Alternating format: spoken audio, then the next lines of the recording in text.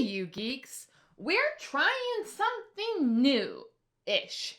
As a girl who always has a song, or several, stuck in my head, I can't but helping pairing songs with events. Sven, you don't have to sing. But it's a musical! So today, I'm pairing some of my favorite, or at least memorable, fantasy stories with contemporary musicals. I'm not saying that a musical has the same plot as the book, just that they pair nicely together, like fine wine and cheeses. We go together like ram-a-lam-a-lam-a-ding-a-ding-a-dong. I'll mark any particular spoilers as we go along, but most is based off of a book's mood or premise. Some you may have heard from me before, others not so much. To make it challenging, I'm not using animated Disney movies. Now, let's have some fun. Elantris. The one that started it all. Footloose goes here as the first musical I ever crewed in high school, which ushered in the era of theater for me, just as Elantris was the first book I really liked in the Cosmere. We have the young punk trying to give hope to the oppressed, along with his comic sidekick.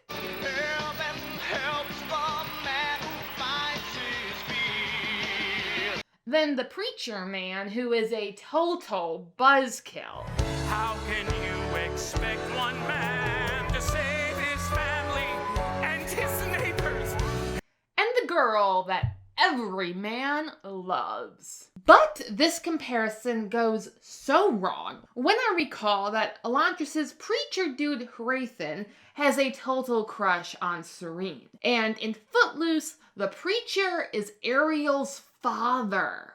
Then, on the 6th of January, I realized what musical truly fit. Notre Dame de Paris, because of this song. It evokes in me the same desire to vomit as Hrathen's crush on Serene. This fits better than the Disney version because Frollo here is a Catholic priest, just as Hrathen's status evokes a fantastical Catholic bishop. Notre Dame de Paris is the French musical adaptation of Victor Hugo's novel of the same name, which we uncultured Americans refer to as Hunchback of Notre Dame. The French musical goes so far as to add a prelude, sung by Gringoire, our in-house storyteller, who I'm convinced is Hoyd in a wig. It goes on and on about how great the time of the cathedrals was, until suddenly... Il est foutu le temps des cathédrales. The time is ended. Then our story begins.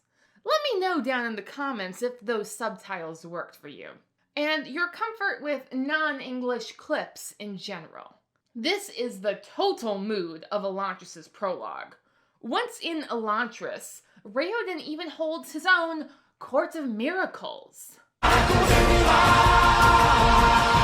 Among the city's unwanted, who are summarily condemned once Frollo gets his hands on them.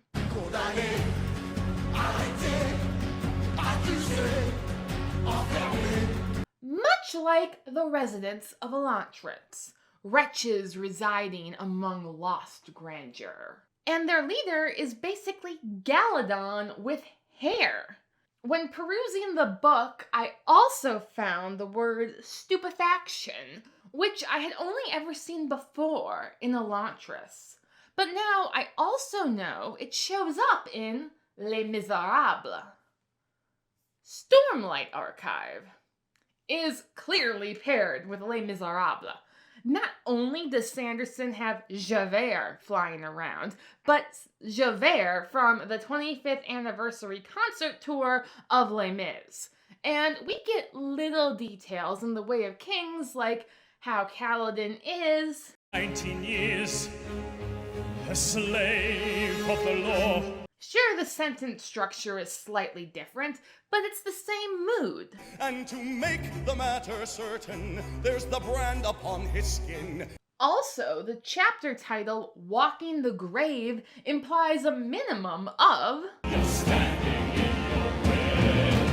Aiden's interlude in Book 4 could easily have been entitled Look Down, and I'm rather fond of the phrase Song of Angry Spren. Moreover, Lift has more than just a few elements of Gavroche the street urchin. Most importantly, the countdown established in Book 4 all but promises that in Book 5 we will have a chapter entitled One More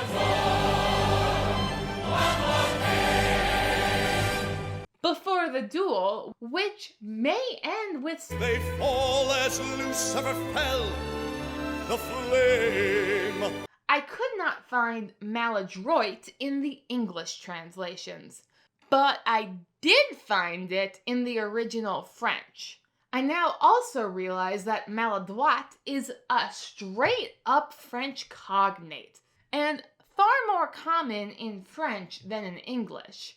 Sanderson uses this word much more in Mistborn Era 1 than in Stormlight, which is why Mistborn gets an honorary Les Mis pairing apart from the obvious.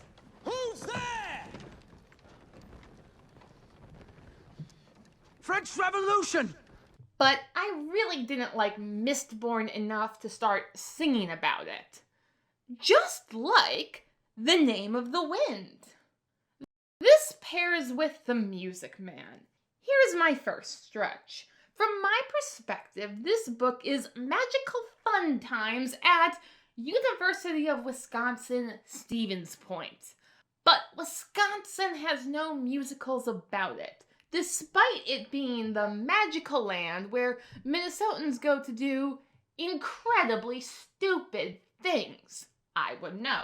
But Iowa does have a musical. You are an eye away. How all those idiots out wandering around got a musical is a mystery to me. But more importantly, this musical is about a fast-talking confidence man who has a certain way with the ladies, save one, and is proud of his time at university. Well, I wouldn't know about that. I'm a conservatory man myself. Gary, Indiana, gold medal class of '05. Which is exactly what Coat, our main narrator, smells like to me. So it fits, it ships.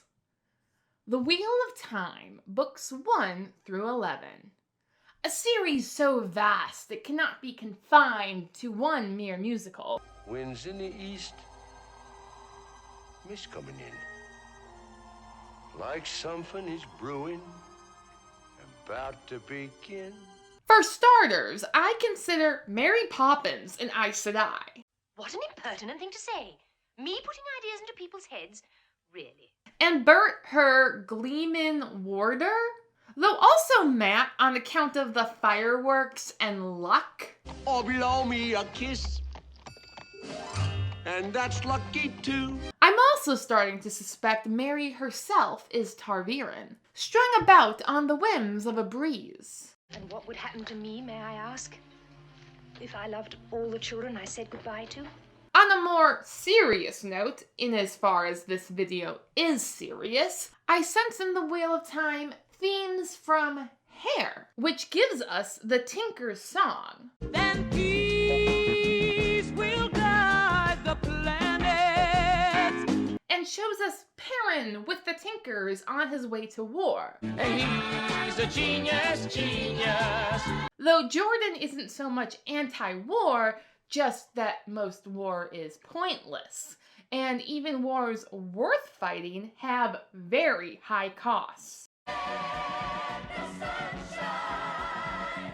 But Wheel of Time also has a special relationship with the wind, which Paint Your Wagon names Mariah.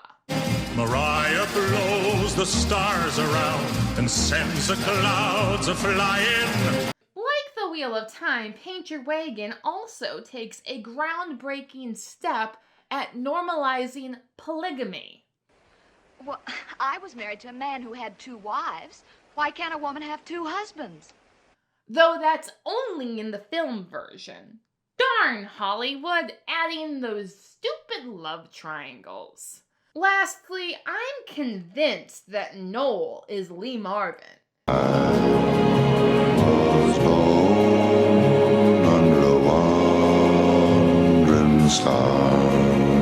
What with him being Jane Firestrider's cousin and all. Which means that according to my inscrutable logic, Lee Marvin, who also plays Chet in Cytonic, makes the Cytoverse part of the Wheel of Time. Go figure. The Wheel of Time Prime Show. I take it with a pinch of Rent. Sure, it has 1 or 2 memorable, even good moments. Seasons of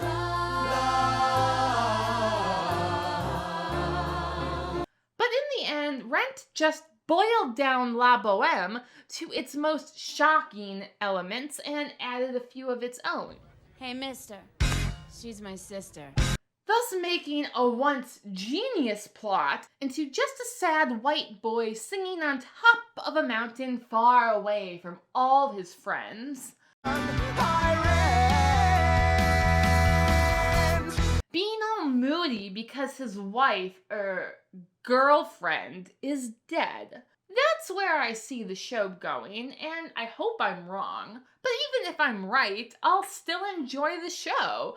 After all, I'm a basic white girl who still hums Seasons of Love on occasion. The Hobbit.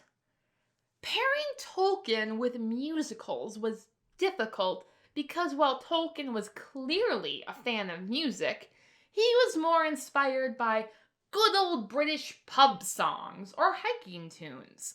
So I had to think about The Hobbit in its historical context.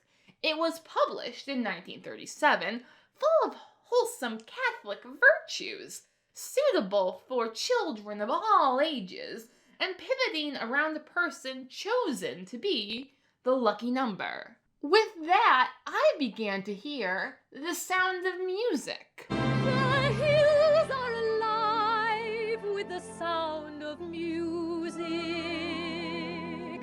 Since we all know this story set in the late 1930s became a musical because of Maria and the children's ability to vocalize in octave at the same time. Just as Bilbo was chosen so the dwarves wouldn't be 13 in number. Then both stories pivot from light-hearted children's tales to children's tales about the nature of evil. Bilbo with the lust for dragon gold, and the Nazis in Sound of Music. Our heroes both fight back with small acts of love. Small and white, clean and bright. And a little bit of burglary. What is this sin, my children?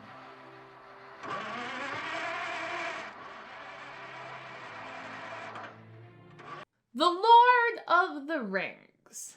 I really hope you bought my Hobbit Sound of Music pairing, since it's where I began my thinking for pairing a musical with Lord of the Rings.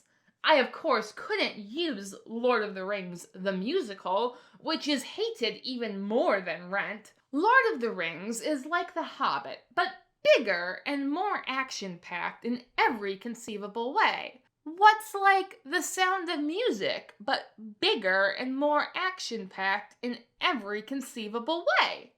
The Blues Brothers! Its directors have even stated that the law enforcement presence at the final concert is meant to evoke the Nazis at the Von Trapp's concert. Not to mention the actual Nazis chasing Joliet Jake and Elwood Blues.